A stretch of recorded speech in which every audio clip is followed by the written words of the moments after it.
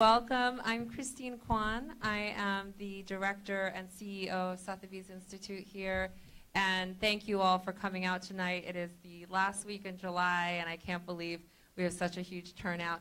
And thank you so much to all of our panelists. So as all of you know, contemporary design has become a really hot area in collecting and in the marketplace, not only in the US, but globally.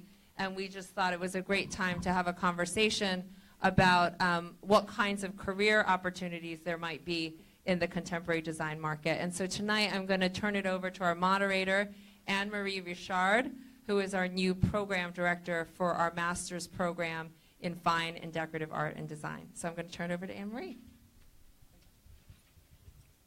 Thank you very much. Thank you very much for being here this evening. And we're going to discuss career trajectories. We have 3 of our panelists that are graduate from the program, so we will talk about their trajectories, and we will talk with a design gallerist and dealer extraordinaire, Zoe Fisher, at the tail end. And yes, let's start with Christine, who traveled all the way from Boston to be with us tonight. Well, short flight. Hi, good evening. So I started out actually after undergrad, where I concentrated in art history as a dealer and started an art gallery that had a design element as well as an in-house design studio. And then I did the Sotheby's in London course, the Works of Art course. And from there, you really, and I'm sure it remains true for the Works of Art course, whatever it's now named, you learn from such a standpoint of connoisseurship, and you see so much material, a real depth of material every single day that your focus is really honed, so you immediately know what's right, what's wrong. And from there, I went into the design field. So mainly doing interiors of high-end residential, some commercial, some boutique, custom. Well, really, I've designed furniture and lighting and everything that goes into all the projects. So. And eventually, you came back from London and established yourself in Boston. In Boston, yes. So that's interesting because Boston is very different than New York in terms of taste. We'll talk about it with the other panelists, but in terms of what, the fashion is, just 4 hours away from New York really differs from everywhere else, actually. I think so. Yeah. Boston is a different market, than LA, than San Francisco, than a lot of other places, and it's been known to be wholly traditional. And as I was telling other panelists, that even my most traditional clients recently have turned modern, and on the more modern, contemporary edge of transitional. So. We're catching up. Yeah. All right. And Elsa, would you like to introduce yourself? Sure. Hi, I am Elsa Massey. I graduated from the American Fine and Decorative Art program a few years ago, actually, with Bradley. We were in the same class. So it wasn't too long ago we were sitting here on that side of things. Upon graduating from the MAFTA program, I spent a little time in the auction industry. I had briefly worked at Christie's in the American Art department. When I was there, I kind of had a firsthand exposure to fine art and sculpture in the auction world, and I kind of realized my heart really was in decorative art and design, and that was more the route I wanted to take. So from there, I went on to work at Rago. They are a national auction house here in the United States. They mainly deal with 20th century design. I served as a researcher and cataloger of furniture and decorative art for them, where I got to kind of go all up and down the East Coast and visit tremendous estates and get to meet some pretty fantastic collectors, and I got to work with curators and placing amazing pieces in permanent collections and private collections throughout the U.S. and globally. And from there, I went on to work at a smaller, more boutique auction house, where again, I continued to work primarily in furniture, decorative art, and design.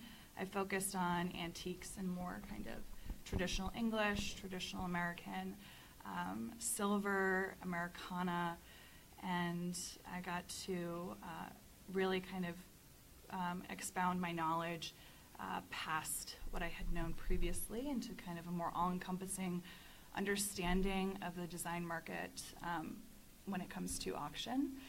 However, after spending about 3 years in the auction world, I decided to kind of veer off course and go into the e-commerce retail world, where I currently serve as the Assistant Curator for the Vintage Department at One Kings Lane, which is an online retailer of luxury furniture and design.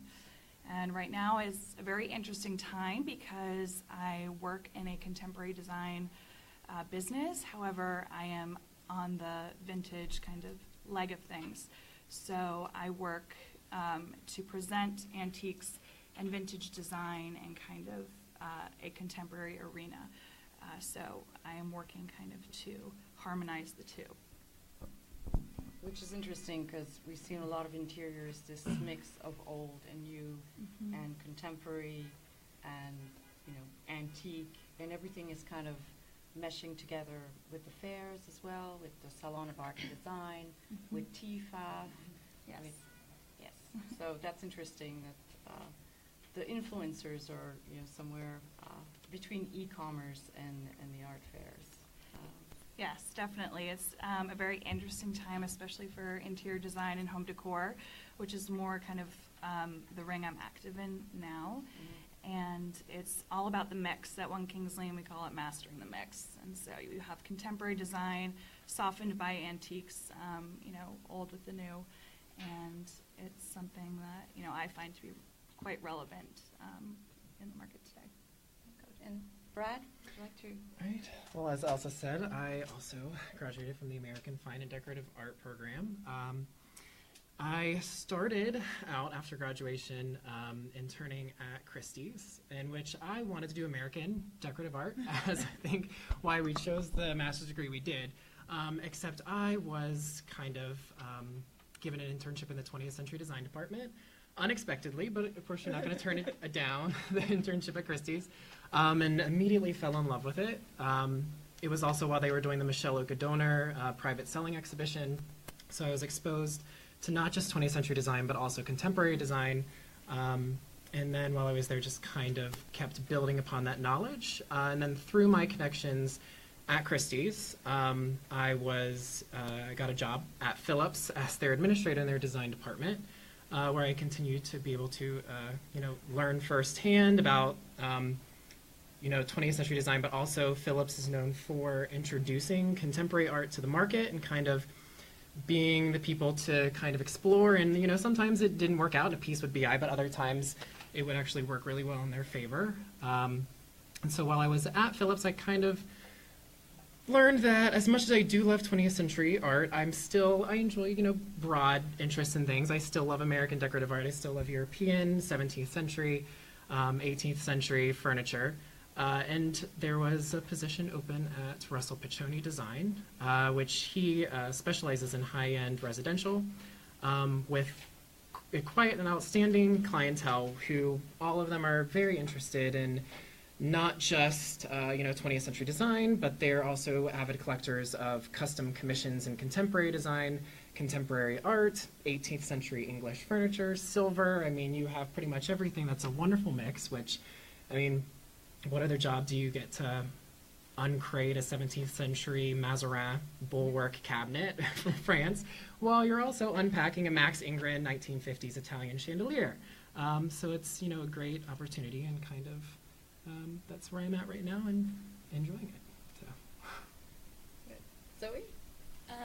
So I had kind of an unconventional way, I guess, of getting to where I am. I graduated from Sarah Lawrence College in liberal arts and was studying primarily sculpture and kind of everything in between. There was a lot of writing at Sarah Lawrence. And I decided to write my thesis paper at Sarah Lawrence basically on the intersection of art and design, and I wrote it from like a theoretical perspective and a sort of historical perspective. And basically it was me professing why I wanted to bring art and design together. And in doing that, I started a project called Handjob Gallery Store, which was inviting artists, like conceptual artists, painter, people who had never really wrapped their head around design or even had the need to think about it, inviting them to make a functional object. Their limitations were basically you had to make something that was handmade, functional, and an addition of 5 to 10 objects.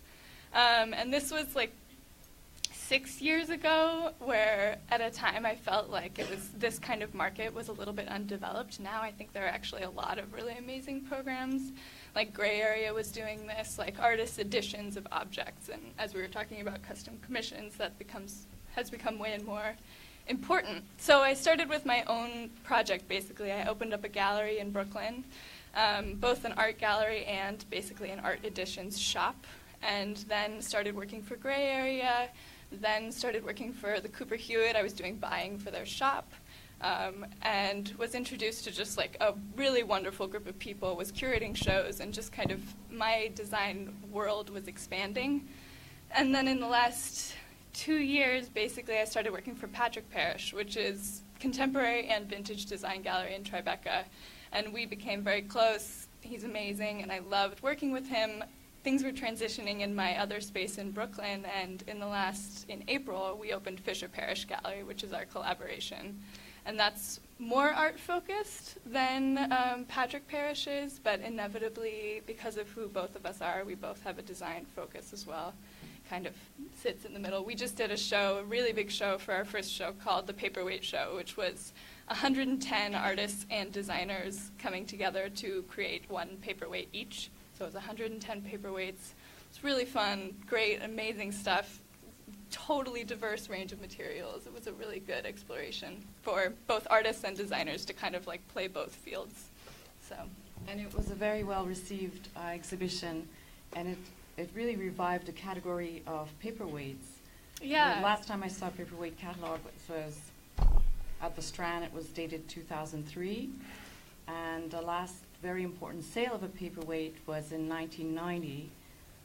It was a Clichy Millefiori basket-shaped glass paperweight that went for $258,000.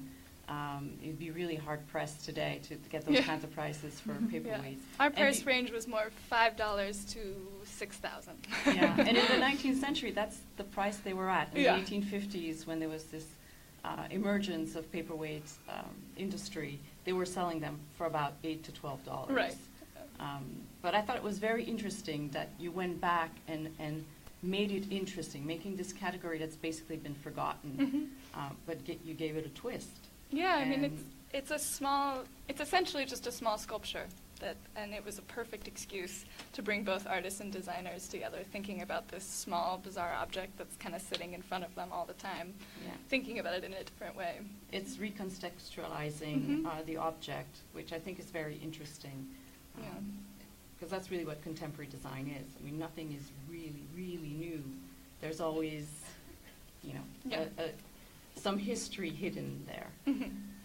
So I'd like to ask all of you, why do you think there's this emergence of interest in contemporary design?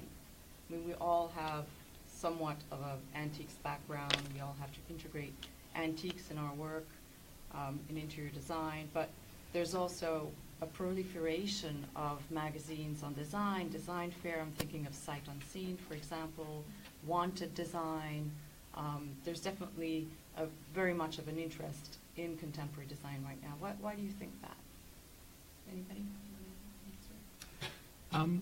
Well, I think in terms of when I think of our clients, a lot of them are art collectors. When we're doing the interior design for their projects, it's not necessarily, furnishing, just a space with West Elm or Crate and Barrel. They really kind of want an experience. They want high quality, interesting, beautiful pieces that are intriguing and conversation starting. And so I think contemporary design allows for, the introduction of, interesting forms, interesting materials, and interesting techniques that you usually don't get to see, more traditional furniture. It's kind of just like a new kind of personal experience that a client can have, especially for unique commissions. We, recently we're working with a commission right now to where we're working with Paul Coxedge, who's a designer in London, and making this beautiful dining table that is steel and a bunch of other different types of metal alloys that he cuts, with the utmost precision into these concentric and like multiple circles, and then he takes the pieces once they're all kind of assembled, and then he puts them in liquid nitrogen to then cause them to join on a molecular level in an interesting new way. And the table actually weighs 1.5 tons. We're having to reinforce the floor in the dining room so it doesn't collapse into the basement. But what's just so exciting about it is no one else is going to have this table. And it's just the sheer mass of the piece and the interesting construction and the kind of the honesty in the materials and being able to see like the craftsman's thought process and knowing how he kind of was able to use like mathematics and modern machinery, yet still using kind of hand craftsmanship that you don't really, that's really popular right now. And I think that's, at least for our clients, that's kind of a pull, a draw for them into contemporary design. It's engaging the client with the process, Yes. basically creating this intimate, unique experience. And really, you're not really selling a table, you're selling a piece of sculpture Yes. and the experience. So, And and I it's- see that a lot in lighting. Now, you don't really buy a chandelier or a lighting fixture, you buy an illuminated sculpture or a ceiling sculpture. So again, the vocabulary has changed. And I think the advances in technology, especially lighting, are changing all the time. Every 6 months, it's new technology, new materials because of it, and a new way to use them. And you have, bright artisans that are putting together pieces that they couldn't do before, whether they weigh more or weigh less, or have a shiny reflective surface, or there's a resurgence of wall covering, and it's because we can do so many great things with large format printers now, with different materials that hold up over time and have integrity, whereas before, it was just, printed on paper. So, and I think if that goes across the board to a bunch of different, not only furniture, decorative elements, but, all materials, we're seeing such a Yeah, there's a push shift forward. from the visual to the tactile. Yes. I've noticed in the Kipps Decorators Show House, a lot of the wall coverings where you just wanted to touch them. They were so intriguing with all this relief. And the lighting fixtures as well. I was thinking of apparatus in Brooklyn. They're using a lot of horsehair. You just want to touch. You're not sure what you're looking at. So again, it's very much of this, kind of grabby emotion, that happens with the object, which I don't think you really had that with a beautiful piece of mahogany from the 18th century. It was much more like, don't touch the beautiful surface, perhaps. Definitely. I think, for the field that I'm in, I am seeing people gravitate away from traditional antiques and towards contemporary design. There's kind of this very attractive allure behind contemporary design where it is your own, it is something nobody else has. If someone's commissioning a piece, they're involved in the process. The process is reflected in the piece. You have a work of art in your home, and it's something that you can engage with. It's something that you're not afraid to touch. It's something that people, they want livable art, and I think that is a trend that we're really seeing. And I think that is a trend that's pushing people, unfortunately, away from kind of where I focus and more towards contemporary design. I think that process is really important, and I call it somewhat the dwelling of America, because everyone, is very into shelter magazines, but they're also used to watching HGTV, and it's kind of this leveler where everyone is very interested in design, or almost everybody, and it's very accessible. And the process, before it was kind of only for the elite. It is a luxury market, interior design, but now, I think people are more understanding of it and want to be part of it and want unique, bespoke, interesting things in their home. So they're willing to wait, they're willing to pay more, and they understand the process. The wait is part of the experience. Right. If you have to wait 11 weeks for that special piece, and which brings me to an interesting aspect that we discussed a little before we had the panel, but I was wondering if the bulk of the items that we were selling or commissioning, were they really American, or were they imports from China or from Europe? I mean, I've seen a lot of interiors where I was like, oh, well, half of the items in this room are imported from France, Do you see that in the United States there's more of an interest to create items that are contemporary? Yeah, I don't know about you, but my client base, we actually, we order most of our items from the U.S. A lot of, I wouldn't even call it factories, but vendors and, studios on the West Coast. I think LA and the West Coast has a lot of really fantastic artists that are doing great things and that are distributing well.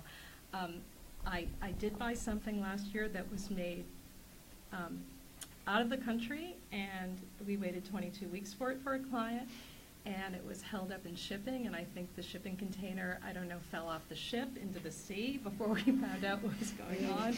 And I said, never again, maybe I'll buy American next time. But, and it happens. So, at least for me, I think you can get good design anywhere. The internet's a big place. So, you're Googling where to get it, your client's Googling where to get it. A lot of different people maybe hold, are the local representatives for these companies, but I try and go with trusted vendors I've worked with for a long time to deliver these objects safely into people's homes. But it all depends on the magnitude of the piece, right? If you're building something super special, you want to be on top of it. If it's something smaller and decorative and less on the food chain and in the budget, sure, we order overseas. Elsa? Well, one of the areas that One Kings Lane now works in is we have developed One Kings Lane, the brand, where we design and commission our own pieces of furniture, and they are all American-made. And we found that our customer and our clients who are purchasing our furniture really care that the products are made in the United States, that they are American-made, just to what you were speaking to. We even run events at One Kings Lane that are, branded, made in the USA, American design, because we found that there's almost this kind of resurgence of nationalism in people's furniture, that what they want to put in their home, they want something that they know was crafted and architected in kind of a holistic and honest way, and also that is something that came from the United States, and they feel confident behind it. There are so many amazing makers. I don't really like that term. Designers based in Brooklyn. We work with so many of them, and I was going to say, I think the more and more commissions that focus on contemporary design in New York, at least, feels very like it's about Brooklyn. It's about all these people that are creating, making, designing everything in their small studio in Brooklyn. Like, a designer that we work with a lot is Doug Johnston, and he has a tiny studio in Brooklyn, but he's pushing out high volumes, selling wholesale lines and selling these custom lighting fixtures, like really amazing stuff that he's doing all out of his small space. And I think the internet helps with that. You can reach the entire world just with the internet, and also having independent design gallery representing your work, you can really, I think, you can bring people focusing on contemporary design and producing the same kind of level as something made in China, And that's more interesting. fairly new. I mean, I think in the last 10 years, Definitely it's really exploded, this made in Brooklyn, and kind of this, I'm going to say farm to table. It's homegrown. We do have great design schools and designers and artists. You don't have to go. There used to be this grand tour of Europe with American designers. You don't have to do that anymore. You can have the grand tour of Brooklyn or LA, or even Savannah. Just go and look for the good designs, or Vermont. So I find that's really interesting. I mean, like, and BDW has coined this, like, American aesthetic and made it really, like, luxe and amazing, and Right. that's kind of what they do, this, like, maker, handmade craft And stuff. I think reclaimed wood is factored into that, and people love that idea. the Because, green, well, the green aspect of it Right. all, recycling. right, I use Stick Bulb, which I think is a Brooklyn company. Yeah, I think it is. And we just installed a beautiful sculptural light fixture. And all of their wood is reclaimed, and they have LED strips and this and that. And, you know, little did you know, this is some, I don't know, redwood, you know, telephone pole from the 1920s that is now, you know, a piece of chandelier in someone's house. So. I meant to ask, maybe that's a question for Brad. How do you feel about the interior designers that just suddenly launched their own lines, and they're really kind of very much inspired by the 1940s, 30s, 50s, you know, but there is a market for that. I mean, I see it when I go to shows. I mean, I know in terms of our clientele, we don't purchase those kinds of pieces. It's either we stay authentic to first period pieces, because a lot of these designers really are just kind of making, you know, I don't want to use knockoffs, but I mean, they're inspired pieces of, you know, the originals. And, you know, Russell, my boss, you know, has experience kind of designing his own furniture, and we do a lot of custom sofas and custom chairs and dining tables, and we usually all source the craftsmanship in the city to keep it local. But it's, you know, for him, it's if he's going to kind of imitate a piece that, you know, from the 1940s, if he wanted, you know, perfect example, Jean-Michel Frank, his wonderful kind of 1940s sofa and club chairs that are, you know, trending at the moment. You know, he's like, I'll just, you know, kind of make my own, and I'll send it to the cabinet maker, the craftsman somewhere, and then they'll make it.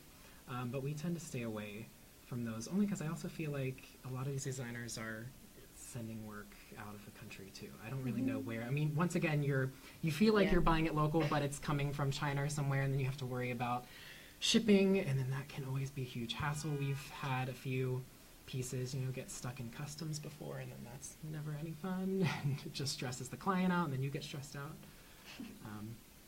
So, yeah. And the resale market for these pieces is very little, which is something you might want to consider at some point.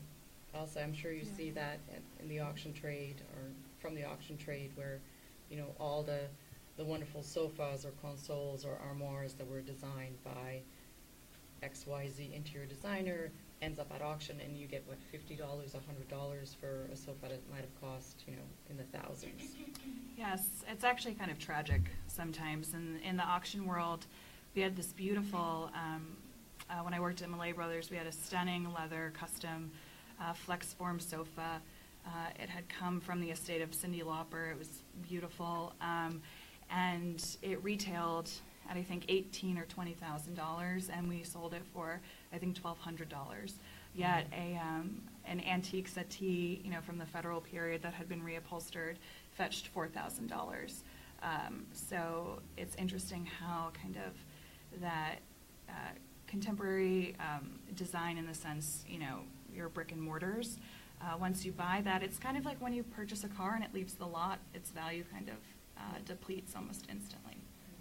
I was going to touch on that, how does the longevity of design really affect your markets, respectively?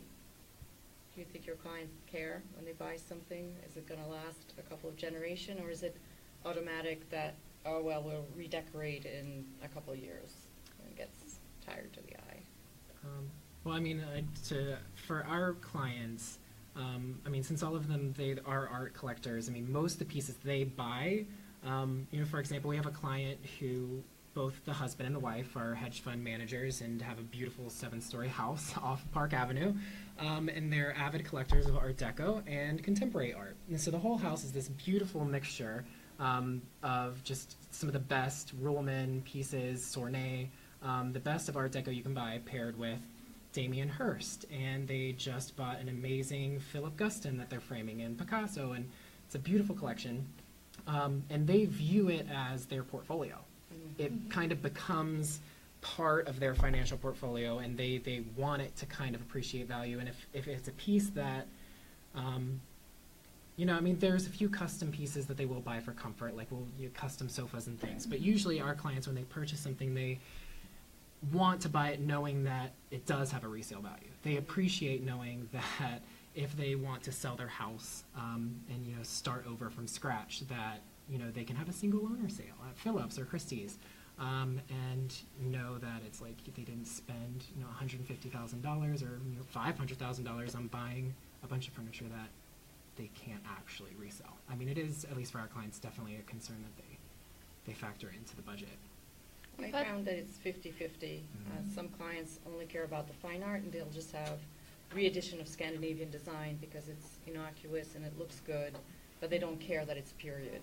It's okay if it comes from Design Within Reach or one of these companies that just knock it off. You know. And others, well, you know, they will buy the real Scandinavian or the incredible Joe Ponti to go with the Picasso or whatever they have. Yeah, I think it's interesting.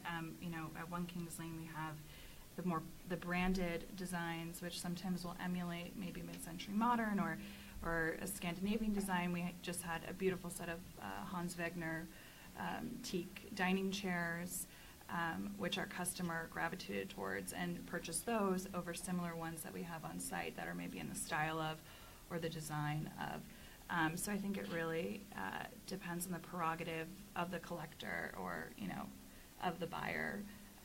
If they really want something that is a piece of history and a design, or if they really want the, you know, pure aesthetic value of something emulating that.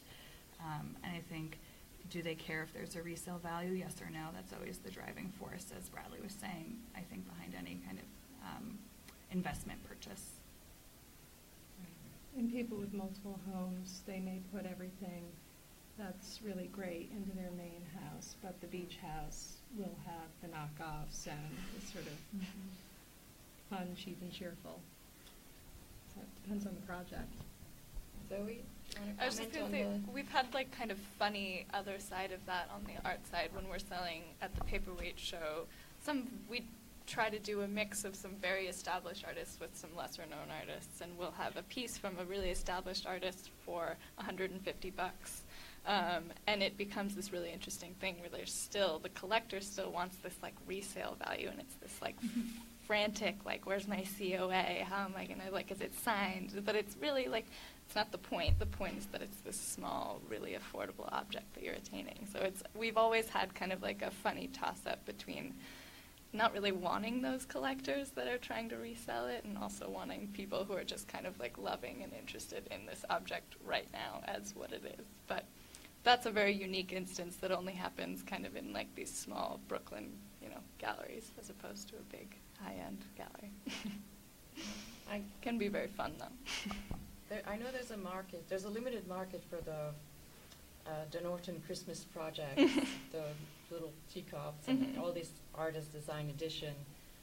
They kind of go up and down. It's really strange. Like the first wave of these little edition that came to the market were going for several $100s, some in the thousands, and now they kind of dipped. There's almost been a fatigue. A little bit like Scandinavian design. It was very hot 20 years ago, then it kind of flattened completely, and now you were mentioning Hans Wegner. Hans Wegner is rediscovered and fetches very well at auction. Well, do you have any questions we can perhaps answer, or is there a topic you would like us to address?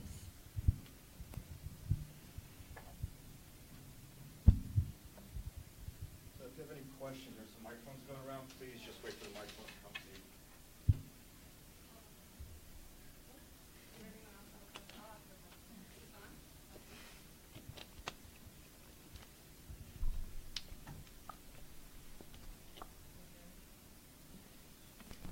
Well, I'd like to add one thing. I think it's the one thing we all have in common. I think our basic introduction to design came from handling objects, whether it was through auction or through galleries. It's really a tactile trade. if you know your materials and your techniques, you will broaden your scope of knowledge by, 1,000%, because it's kind of forgotten, the difference between the, ash, elm, mahogany, walnut. People don't really, pay too much attention to that, but it's so important, the techniques as well. And especially now, if you can be conversant in the new techniques and the new material. As you were mentioning, you so eloquently described the process for that table. That's very important. Mm-hmm. That it's not just an image or a photograph in a magazine. It's actually a process. There's actually matter out there, material. And I like to. Oops.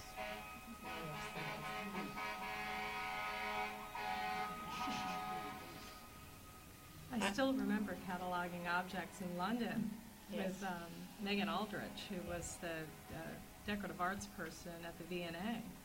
You'll never Yes. forget that. That's knowing what a grain, certain grains of wood look like. That always stays with you.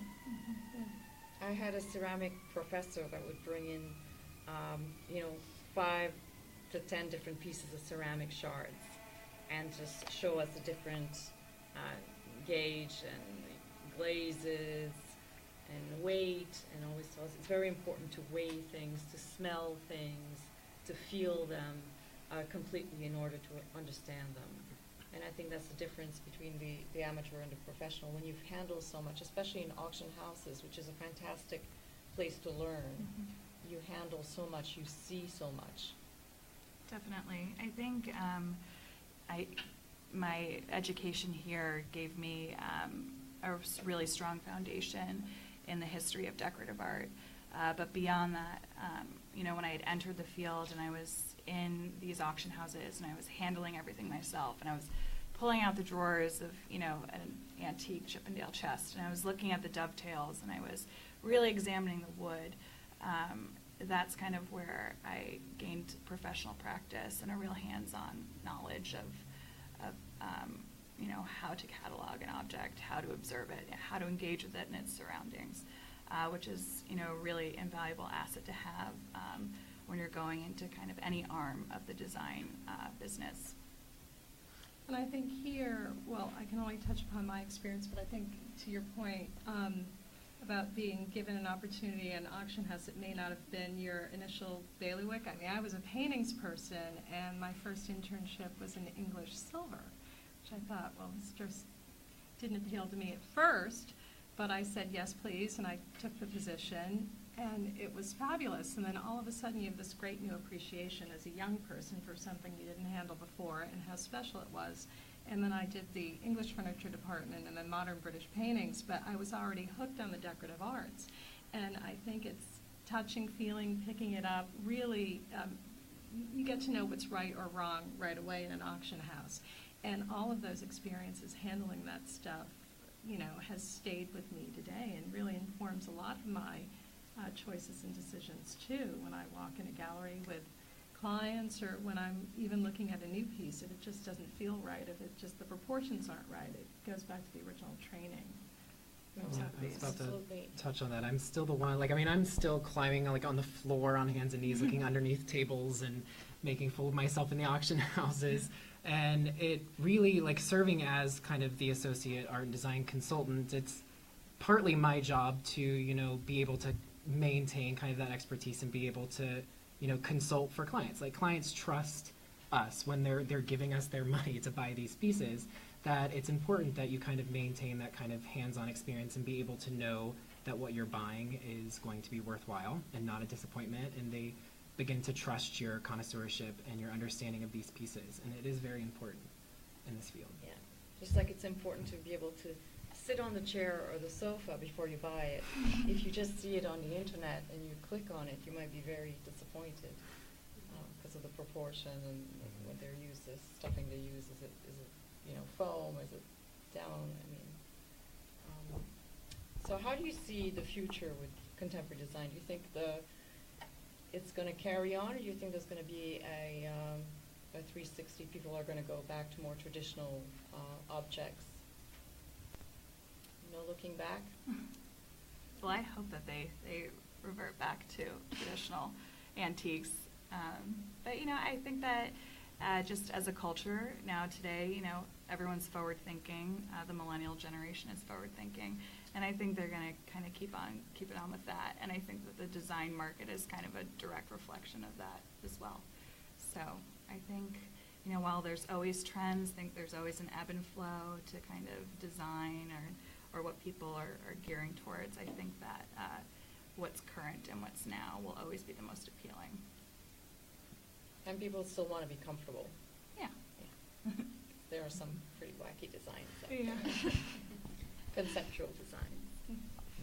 I feel education's also important in terms of, a lot of people, our age they're afraid of brown furniture. And it's just like so hard for me to grasp because I personally love brown furniture. That's why I studied American decorative art. But it's knowing how to kind of convey an appreciation to your clients, especially younger clients, and kind of teaching them how to have an appreciate. Like a good example is one of our clients never in a million years thought he would enjoy collecting Tudor portraiture. And then my boss just kind of taught him how to appreciate it, how to kind of eye really prime examples and how to shop for good deals, especially like in the London auctions. And now it's like a huge passion of his. It just has all these old men and women in these like Tudor portraits, like Tudor, clothing and the collars and all this stuff. And his wife hates it. But I think the important thing is it's like, it's educating them to kind of, appreciating these things and learning that you can have them and you can pair them with contemporary design, you can pair them with 20th century. And it's all just like kind of having appreciation for the piece as itself and not necessarily kind of as a movement. It's like I feel like, if you can make a good argument for like a high chest, an 18th century high chest, then, I think it's important to try to do that to kind of help. Having get some younger kind of people interested. anchor in history, I think is important. I mean, not everybody, agrees with that, but I see it in a lot of interiors. You'll have a very, very much of a contemporary interior, and then you'll see a collection of 19th century Argentinian toothpick holders, because that's part of the heritage, and that's part of the history of the family. Right. Yeah. It's often So- cultural that way. I have a lot of collectors who are here now in the United States, and it's ultra modern, but they're bringing their pre-Columbian art or, whatever it is from the last generation, from when grandmother passed away, and they inherited it, and they are the curators of the collection for the next generation. So it has to somehow dovetail into their current design. So whether it's creating shelving or lighting to highlight that, or whatever we do to support that and build a design around it. But it's usually a mix. It's definitely a mix, and I think something that a lot of individuals are afraid of when they are, designing an interior is to mix, is to put, do I dare go near, a 19th century English chest with, a contemporary print above it, and, working at One Kings Lane, something that is one of our objectives is to present, antiques and to present vintage decorative art to an audience and show them that this is livable and this can be very current and this is, here to stay, although the trends are definitely contemporary, in that kind of contemporary movement. I think it's important to show people that, interiors and design, it can't be one note. It has to be kind of all-encompassing, and it can touch upon different things, and that's when you really have kind of a well-collected and kind of a very well-curated aesthetic. And your vintage, how far does it go? Well, That's the question. So I actually deal with primitive up to 1970. So I deal with everything vintage and antique from all around the world. So my microphone works. And I wanted to just, first of all, thank you all. The questions and the answers in the discussion are so fascinating. I think many of the people in the audience might be interested in also hearing about what is the most challenging thing in terms of succeeding in your career, because all of you have made it you know, from your schooling and your training to very successful careers, and what is the sort of factor that makes you so successful? And I think obviously you have different stories, but I think many of us would love to hear about that. I'd say, you know, recognizing a break or an opportunity that doesn't really look like one at first, and taking it and running with it, right? So either accepting a project or a commission or whatever it is that maybe at first doesn't look that exciting until you dig a little deeper, and then, you know, you never know when opportunity is going to knock, and then all of a sudden it's a fabulous project and you get it published, right? So I think it's just being really open. I agree with that, being very open. When I started, I had a background in Asian art and a little bit of Islamic art, and I was also schooled in England. I came to New York, and I immediately got a job because there were so few people that had that background. I didn't stay with that, but that was my launching pad. Mm-hmm. You know, I started cataloging Asian art, Asian ceramics mostly. And then I realized, you know, maybe that's not really what I want to do with my life. And then I discovered design, but I never turned down anything, any opportunity to learn. And maybe that's the key.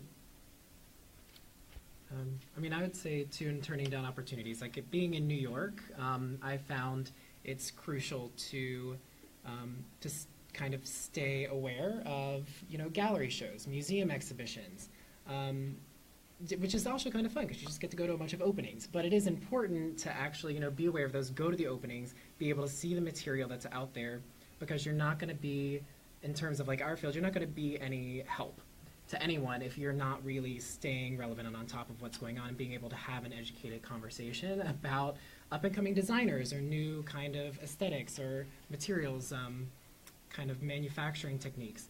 And, you know, it's important to kind of just continue that education forward and not just kind of let yourself kind of just become sedentary in your job and you're just kind of there doing your thing. But it's being out there and being active in, as much as I hate the word networking, because we used it a lot when I was here, but it is important. It's meeting people and, you know, doing these kind of things and talking to gallery directors and kind of learning, you know, their thought process and how, you know, for instance, I'd be fascinated to hear about how you really did dive into the paperweight show and how that kind of came to life. It's just fascinating things like that. It's just kind of staying, you know. Not be afraid of change. Mm-hmm. You know, museums are changing, the Metropolitan being at the Burr, there's a Memphis show right now, you know, going back to the 80s, which I think is interesting because a lot of contemporary design is inspired by Memphis, you know. So having this tie to history and being able to understand contemporary design because you can relate it to the past, I think is very important. Yeah, for me, I think I had to kind of dig out my own little spot, which is why I just started my own gallery. I felt when I graduated, I didn't really want to be in art and I didn't really want to be in design. I wanted to just kind of sit right in the middle. So I opened up my own gallery that was going to do exactly that with a couple of my girlfriends in Bushwick. We didn't have any money behind it. It was just like kind of doing what we really loved, doing our retail jobs on the side, whatever we needed to do to kind of live in New York. And after doing that, believing so much in what we were doing, we really gained recognition, and we were constantly meeting designers and meeting artists and building this like really cohesive, kind of amazing community of people that were all interested in something kind of small, this like design art boundary. And that's kind of how my community grew. And yeah, taking advantage of every opportunity that came along. Did a show called The Lamp Show, which was similar to Paperweight Show, inviting artists and designers to make a lamp. And that gained recognition, and I got asked to bring it to collective design. And then that all of a sudden blew up my entire network into the interior design world and like everyone who kind of shops these major design fairs. And that's kind of where Patrick and I reconnected, and I started working for Patrick at Patrick Parrish. So it was a lot of just like one thing after the other, constantly expanding my community and staying close to those people, bringing them in to do exhibitions and things like that. But, yeah. Any more questions? Hello. My question is maybe an answer from each of you. What is one designer I probably don't know about, but perhaps I should?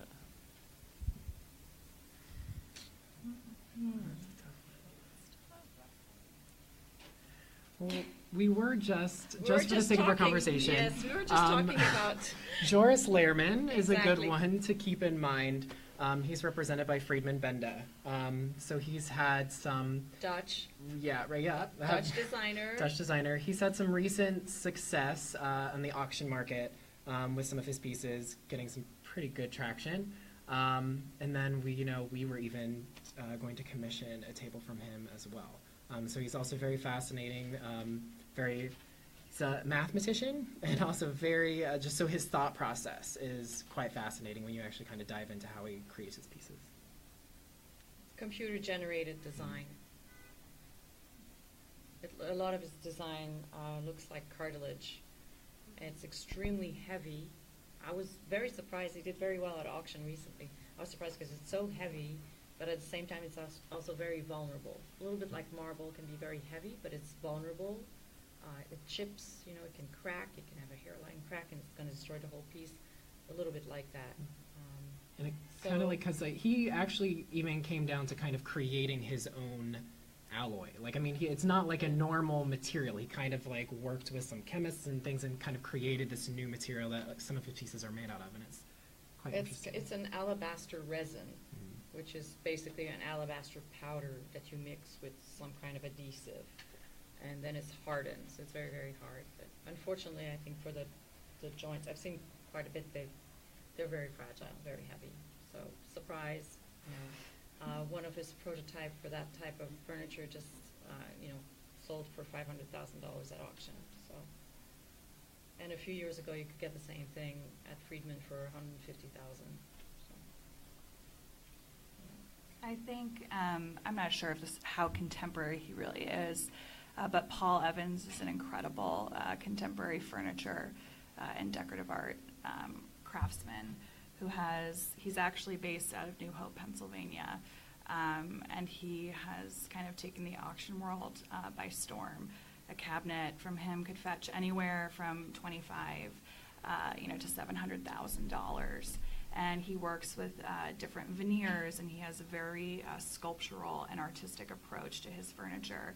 And he actually, interestingly, in the past few decades, he's partnered with manufacturers like, Pace, and people that were kind of, marching through kind of the 80s and 90s, and when contemporary design was kind of taking off. And I think he's someone that you should keep a close eye on, just in terms of someone who is active both in the primary and secondary market of design. And he was ignored for years. Mm-hmm. You could get his furniture at flea markets for nothing. And then Rego, where you work, is really the pioneer in putting his career on this incredible, successful market-wise path. Yeah. Where now, I think the latest record was $200,000-$300,000 for a floating console or something like that. To speak on that, we actually just purchased one. Yeah. That was at Christie's. Yeah. So We just it's sent one just to proves write it. as well. Yeah. Yeah, so But one thing that has going for itself, I think, is the fact that it's very architectural. It looks very much like a brutalist building, brutalist type of, and also very textured. Not particularly soundly made, if I may say so myself. I've looked at quite a few extremely heavy. You would need an engineer to install one of those floating console in your wall because they're so heavy. So you we've need to make opted sure to you have, create a Lighting. base. We're just actually having It's a definitely a metal project, craftsman just create one, because we're not even going to risk putting it on the wall. It's just Yeah. like too much. We're going to Yeah. kind of create a base that complements it, and it's like that was our makeshift way to do it. yeah, even at Malay Brothers, the auction house that I joined following Rego, we had a Paul Evans cabinet that was nearly destroyed, actually. But it was very rare, and I think that fetched $100,000, and it was, decrepit, essentially. But people want it, and, before you didn't even know who he was. So it's very interesting how the auction market has kind of brought his career to fruition. And good marketing. Yeah. Any other I questions? was just going to add a couple more contemporary designers. I would say in our world, we have these amazing designers that we're working with. The one that just had an exhibition that opened is Julian Watts. He's a contemporary, very craft-oriented woodworker based in San Francisco, and he's just branched out from doing small vessels, sort of functional items, into more like enormous sculptural pieces. And the exhibition that we have right now at Patrick Parrish is absolutely stunning and kind of mind-blowing, and there's been a lot of attention with him recently. I'm going to kind of continue his career and keep building it, but they're really amazing. You guys should see the show if you get a chance. A recent phenomenon also is all these collective of design, which a lot of them are either in LA or Mhm. in Brooklyn, which you didn't have even a decade ago. I mean that's fairly new. Yeah. And so it's exciting. I think the design world is very exciting right now. If you're interested in a career path in that category, there's so many different tentacles to design. Any questions?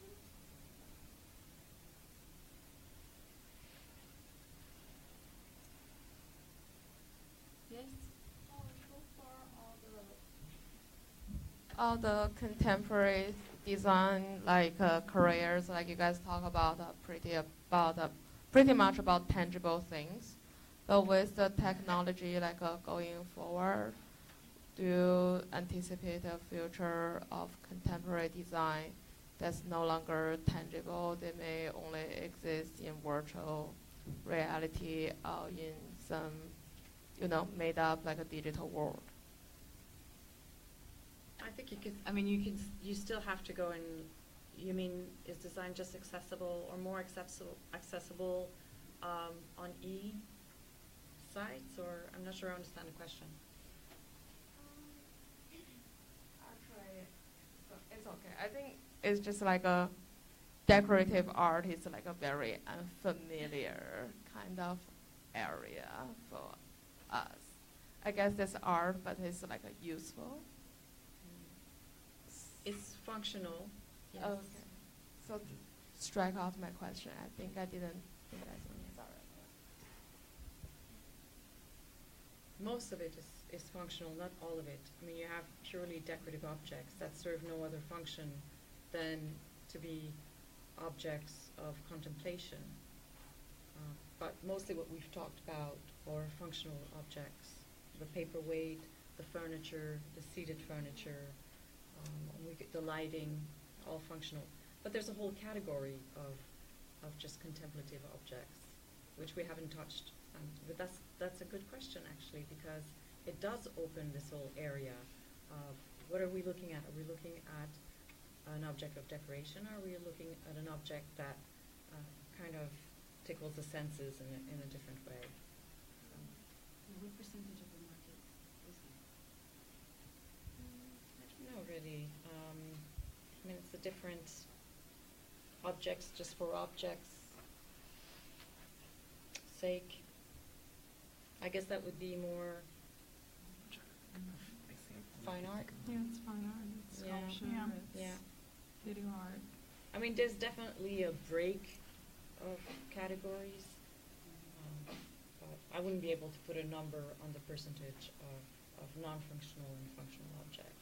I think that line's becoming less and less important. I mean, Yeah. there's so many contemporary design galleries that are also selling non-functional works, and I think that crossover is where things can get really interesting. I have plenty of little vases from contemporary design Yeah. fairs that are completely non-functional. Yeah.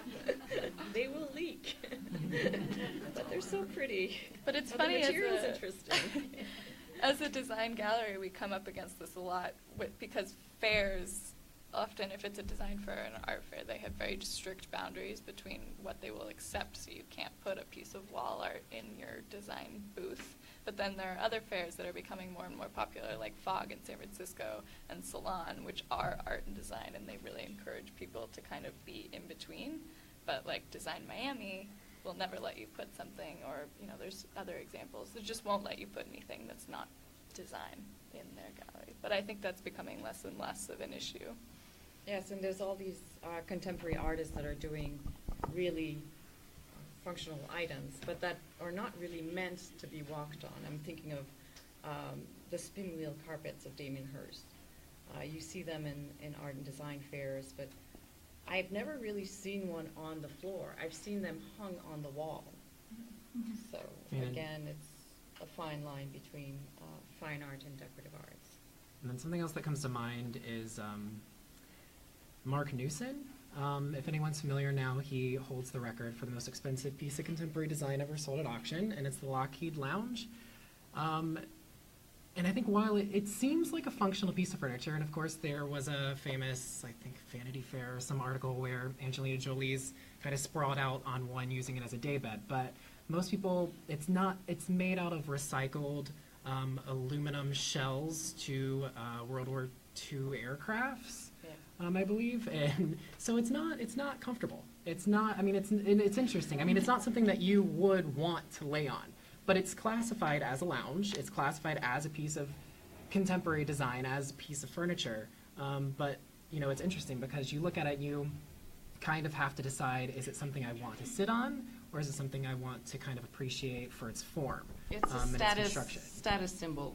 I mean, if you have that in your living room, people that are cognizant of the market will say, "Oh, there's the $1.3 million chair," and it breaks with tradition. I mean, just as a form and material, when it came out, it was extremely unusual, and I think that's the appeal of that chair, that it really set the precedent, and it kind of started this whole new movement of furniture.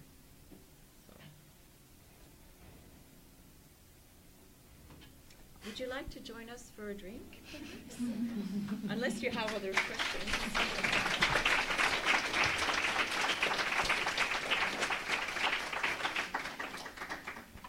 Thank you very much, and you're welcome to engage in conversation. We'd be happy to answer your questions in the other room. Thank you. Thank you very much. Thank you. That was so fun. Seemed a little difficult.